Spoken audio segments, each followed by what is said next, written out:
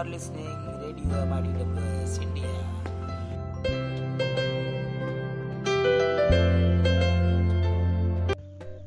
साथियों नमस्कार, मैं राम विनय मौर्य आजमगढ़ उत्तर प्रदेश से हूँ। सबसे पहले मैं डॉक्टर कर प्रताप सिंह सर को बहुत बहुत धन्यवाद एवं बधाई देना चाहूँगा कि उन्होंने रेडियो जैसा प्लेटफार्म सीखने के लिए, एक दूसरे से जानने समझने के लिए विकसित किया कि जहाँ पर लोग चर्चा कर सकें, समझ बना सकें, जो भिन्न भिन्न समाज के इशू हैं उस पर बातचीत कर सकें। तो यह अपने आप में बहुत ही बड़ा काम है।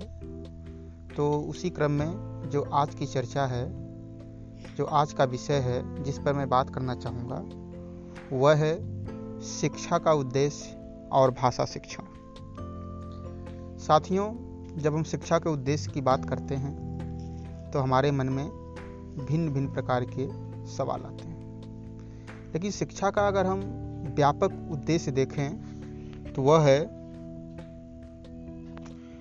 कि बच्चे आपस में बातचीत करना सीखें, अपनी बात रखना सीखें, तार्किक बने, कल्पना करना सीखें, संवेदनशील बने, सहायता की भावना उनमें विकसित हो। तो एक तरीके से अगर हम बात करें तो जो शिक्षा का उद्देश्य है वह तार्किक और संवैधानिक जो समाज है उसके मूल्यों का निर्माण करना है कि बच्चों में समानता का भाव विकसित हो, बच्चों में एक दूसरे की सहायता करने का भाव विकसित हो, प्रकृति के प्रति, समाज के प्रति वे संवेदनशील बने और ऐसे उद्देश्यों के प्रति जो शिक्षा में अपेक्षित हैं वह अपने व्यक्तित्व में उसे ढाल सके। तो शिक्षा का उद्देश्य ये तभी फुलफिल होता है जब कक्ष में बच्चों के साथ इन उद्देश्यों को ध्यान में रखते हुए कुछ गतिविधियां की जाती हैं। तो उसी क्रम में इन शिक्षा के उद्देश्यों को अगर हम ध्यान में रखें तो चाहे वह कोई भी विषय हो, चाहे भाषा हो, चाहे गणित हो, चाहे सोशल स्टडीज हो, कोई भी सब्जेक्ट हो, अगर हम इन उद्देश्यों को, इन मूल्यों को अगर हम ध्यान में रखते हैं तो हम शिक्षा के उस व्यापक उद्देश्य की तरफ आगे बढ़ सकते हैं। तो उसी क्रम में कि हम एक कक्ष में एक बच्चों के साथ गतिविधि करेंगे और जैसा कि हम करते रहते हैं तो शायद ये हमें समझने में आसानी होगी कि शिक्षा के उद्देश्य को हम कक्ष में कैसे उस तरफ बढ़ सकते हैं, कैसे बच्चों को कल्पना करने के लिए प्रेरित कर सकते हैं, उनमें आत्मविश्वास बढ़ा सकते हैं, अपनी बात करने के लिए सामाजिक मुद्दों पे संवेदनशील कैसे बना सकते हैं, प्रकृति के प्रति, समाज के प्रति, लोगों के प्रति कैसे उनमें एक पॉजिटिव नज़रिया विकसित कर सकते हैं। उन सभी उद्देश्यों को हम जानने समझने के लिए आज जो मेरी बातचीत है वो बच्चों से है, जो आप अभी सुन पाएंगे। तो चलिए अब हम बच्चों से बातचीत शुरू करते हैं और उस परिप्रेक्ष्य में इस बातचीत को हम देखने की कोशिश करेंगे कि कैसे विभिन्न विषयों के द्वारा हम शिक्षा के जो व्यापक उद्देश्य है कि संवैधानिक समाज का निर्माण हो, उस तरफ हम कैसे बढ़ पाएंगे। तो उसे हम समझने की कोशिश करेंगे। तो आइए सुनते हैं कक्ष में मेरे द्वारा आयोजित बच्चों से बातचीत। हेलो बच्चों, कैसे हैं आप लोग? ठीक है। जैसा हम लोग हर रोज किसी ना किसी विषय पर कविता बनाते हैं, उसी क्रम में आज हम एक विषय पर कविता बनाएंगे। तो आज हमारा विषय है कविता बनाने का धूप। क्या है? धूप। तो धूप के बारे में आप लाइन बनाएंगे, एक एक पंक्ति बनाएंगे और इसे हम जोड़कर एक कविता का रूप दे देंगे। तो पहली लाइन कौन बोलेगा? चलिए मैं ही पहली लाइन बोल देता हूँ, फिर उसके बाद आप लोग उसी क्रम में, उसी पैटर्न में अपनी लाइन जोड़ते हुए आगे बढ़ाएंगे। हमारा जो विषय है क्या है? धूप।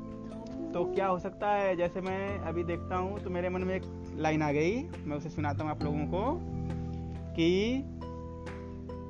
ठंड में अच्छी लगती धूप, ठंड में अच्छी लगती धूप। क्या हमने बनाया? ठंड में अच्छी लगती धूप। वैसे ही और आप सोचिए, बनाइए। खुशी? चलती तो लगती धूप। हाँ, आपने क्या बनाया?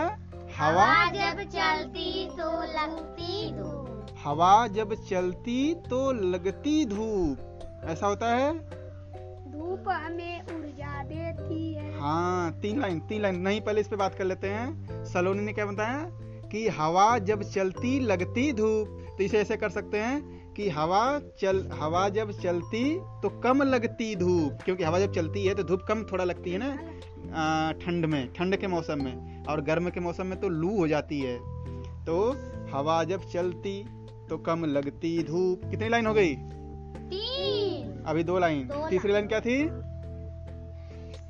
धूप हमें देती ऊर्जा। हाँ, तो इसे ऐसे बना देंगे कि ऊर्जा हमको देती धूप। ऊर्जा हमको देती धूप। हाँ, 3 लाइन फिर से कर लेते हैं कि ठंड में अच्छी लगती धूप। ठंड में अच्छी लगती धूप। हवा में कम लगती धूप। हवा में कम लगती धूप। ऊर्जा हमको देती धूप। ऊर्जा हमको देती धूप। 3 लाइन हो गई। और बनाइए। सूरज से सूरज से धूप लगती है। बहुत बढ़िया, जब हवा नहीं। बहुत बढ़िया आपने प्रयास किया। देखिए, इसको ऐसे बन सकते हैं कि सूरज से हमको मिलती धूप। सूरज से हमको मिलती धूप। हाँ, और सोचिए। अनुराग, खुशी, गुड़िया, मोनू। हाँ, सोचिए जल्दी सोचिए। जब हवा नहीं चलती तब लगती धूप। जब हवा नहीं चलती तब लगती। हाँ, ये वही लाइन सही है। जब हवा नहीं चलती तब लगती धूप। तब तेज लगती धूप। घाम में पसीना छूटता है। घाम में पसीना छूटता है। ये लाइन कैसी हो रही है? ये लाइन कैसी? धूप में पसीना। हाँ, पसीना होता। देखो, इसे ऐसे बना सकते हैं। ऐसे सोचा, थोड़ा आप एक क्रम में बनाइए ना। जैसे हो सकता है कि पसीना होता जब लगती धूप। पसीना होता जब लगती धूप। कितना अच्छा लाइन बन रही। जल्दी से सूख जाता। हाँ, तो इसको कैसे बनाएंगे? कपड़ा सुखाती धूप। हाँ, तो इस पूरी लाइन कैसे बनाएंगे? सोचिए। अंत में सुखाती है धूप। सोचिए। कपड़ा सुखाती है धूप। कपड़ा सुखाती है धूप। बहुत बढ़िया। तो इस तरीके से गेहूँ सुखाती है धूप। गेहूँ सुखाती है धूप। हाँ, ऐसे धूप बहुत सारी चीजें सुखाती है। तो चलिए, इस कविता को हम 5-6 लाइन जो हमने बनाया है, इसको एक बार फिर से गा लेते हैं। फिर इस लाइन को आप लोग फिर से गाएंगे, बारी बारी से सुनाएंगे। हाँ, ठीक है। अभी थोड़ा रुकते हैं। जो हमने लाइन बना ली है उस लाइन को अभी दोहराते हैं। ठीक, तो चलिए शुरू करते हैं। पहली लाइन क्या थी? पहली लाइन थी धूप में ठंड में अच्छी लगती धूप। ठंड में अच्छी लगती धूप। हवा में कम लगती धूप। हवा में कम लगती धूप। ऊर्जा देती हमको धूप। ऊर्जा देती हमको धूप। तीसरी लाइन क्या थी? चौथी लाइन क्या थी? किसका था? ये था कपड़ा सुखा। हाँ, नहीं, सूरज से हमको मिलती धूप। सूरज से हमको मिलती धूप। कपड़ा पसीना। हाँ, कपड़ा पसीना नहीं, पहले कपड़ा धूप से निकलता। पसीना तेज बहाती धूप। पसीना तेज बहाती धूप। कपड़ा धूप हमें ऊर्जा देती है। ये लाइन तो हो गई। ये तो दूसरी वाली लाइन थी। और ये थी कपड़ा हमारा सुखाती धूप। कपड़ा हमारा सुखाती धूप। इस तरीके से कितनी लाइन हो गई? 5-6 लाइन हो गई। तो अब आप इस धूप आधारित जो हमने कविता बनाई, इस पे और अच्छे से सोचेंगे और इसे लिखेंगे। फिर इसे बारी बारी से सबको सुनाएंगे और क्लास में इस कविता को करवाएंगे। उसके बाद इस कविता के आधार पे आप चित्र बनाएंगे। ठीक, आप कविता लिखेंगे, फिर चित्र बनाएंगे। फिर उस कविता के आधार पे क्या क्या प्रश्न बन सकता है, जैसे धूप हमें कहाँ से मिलती है, ठंड में धूप कैसी लगती है। तो ऐसे आप हाँ, तो इस तरीके से कविता के आधार पे आप कुछ प्रश्न बनाएंगे। ठीक, तो एक बार और कविता पढ़ लें। कविता एक बार और पढ़ लें जो हमने बनाई। चलिए, कविता थी कि ठंड में अच्छी लगती धूप, ठंड में अच्छी लगती धूप, हवा में कम लगती धूप, हवा में कम लगती धूप, ऊर्जा हमको देती धूप, ऊर्जा हमको देती धूप, तेज पसीना बहाती धूप, तेज पसीना बहाती धूप, छत पे कपड़े सुखाती धूप, छत पे कपड़े सुखाती धूप, गेहूं को सुखाती धूप। गेहूं को सुखाती धूप। हाँ, तो इस तरीके से हमने कविता बनाई। अब हमने जो बातचीत की है, आप अब उस गतिविधि को आगे बढ़ाइए। धन्यवाद। तो अभी कक्ष में बच्चों के साथ आयोजित थी मेरे द्वारा बातचीत। इसमें आपने देखा कि एक विषय पर कैसे बच्चे अलग अलग कल्पना कर रहे हैं, अपने विचार रख पा रहे हैं, स्वतंत्र रूप से सोच पा रहे हैं, और अपना जो उनका आत्मविश्वास है वह कैसे बढ़ पा रहा है।